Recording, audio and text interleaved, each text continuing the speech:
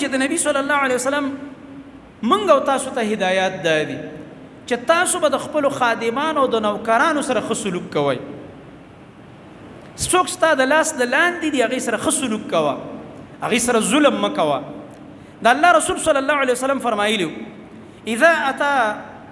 احدکم خادمه بطعامه، کله چې په تاسو کې یو کس ته د هغه طعام خوراک د هغه خادم خوراک راوړي، خادم یې دی نوکر یې دی، لکه دا بعضې خلکو ځان له دغه نیولي که نه کچن دپاره، یا کور خادم یې لکه موږ له طعام پوخ او هغه تاله کټوی او طعام پوخ کړو، غوښې پخه کړه، ترکاري پخه کړه. د الله نبي فرمایي فلیجلسه، دا خادم دې د ځان سره طعام ته کینئ، فیأکل معه، چې د ده سره خوراک وکړي. فإن ابا فلیناوله، که هغه انکار کوي نو دی دې وله تصور کړي چې تم ترې واخله، ځکه تا خو په دې تکلیف تېر کړی د دې په پخولو باندې. ځکه کله کله خادم شرمېږي، یا و چې بس ځان لې خورمه، نو بیا پې زور مه کوه چا شرمېږي ته چې نه که نه کښېنه کښېنه، کېدای شي به تا نه شرمېږي، یا به داسې مېلمانه ناست دي. بعضې انسان کې داسې لږه حیا د خلکو په مخ کې، یا مشران یا داسې خاص مېلمانه دی په مخ کې طعام نشي خوړلی آزاد. نو د الله نبي فرمایي ځان سره کښېنوئ. فإن لم يجلسه معه فليناوله أكلة أو أكلتين أو لقمة أو لقمتين فإنه ولي حره وعلاجه. دا الله نبي صلى الله عليه وسلم فرمایي ځان سره کېنوه، که نه کینی تا سره چې نه چې زه به ځان له وخورم بیا وروسته، نو ورته وایه دا کومه ترکاري چې دې راوړه، دا کومه غوښه چې دې راوړه، شا به دې نه به دوه نوڼۍ کیې، بیا به هله ځې. دا به ورسره ستا مینه وي،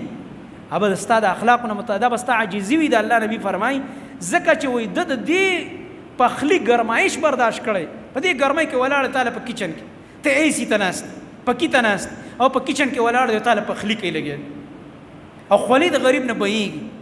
او ستا مخې ته دا غوښې او دا سیخان او یا ترکاري یا عامه یو طعام یې پخ کړی ستا مخې ته کېږدي، او ته ورته سره ګورم نه. دا ظلم دی. د الله نبي فرمایي تا ته ظلم وکړه، دا تا کې تکبر دی. د الله نبي فرمایي ته ووایه چې موږ سره کښېنه شه، موږ سره دا طعام وخوره، ځکه دا تا پخ کړی، تکلیف دې پې تېر کړی. که دی ووایي چې نه جي نشم خوړلی، یا زما زړه ته نه کېږي، کله کله هغه شرمېږي ما راته وختي ویلې، نو ده ته به وایي چې یو دوه نوڼۍ ترې واخله، یو دوه تیکې ترې واخله، غوښه شبه دا ترې واخله. نو د الله نبي فرمایي دا ورله ورکوي، دې سره به د هغه دا زړه ښه شي او ستا به تکبر ختم شي، او دا خادم زړه کې به یو ستا مینه محبت پرې وځي چې ګوره دا زما مالک کې یو رحمدلي ده،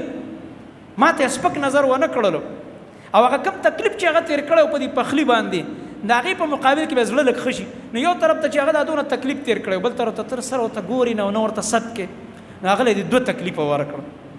هغه ته دا ځان غریب ته رسي ذلیله ښکاره شي. خو چې کله ورته ته ما سره کښېنه ډوډۍ وخوره، هغه ته ځان دغه ښکاره شي، ګوره زما مالک زما نه کرکه نه کوي، ما ته سپک نه ګوري، ما خپل رور ګڼي،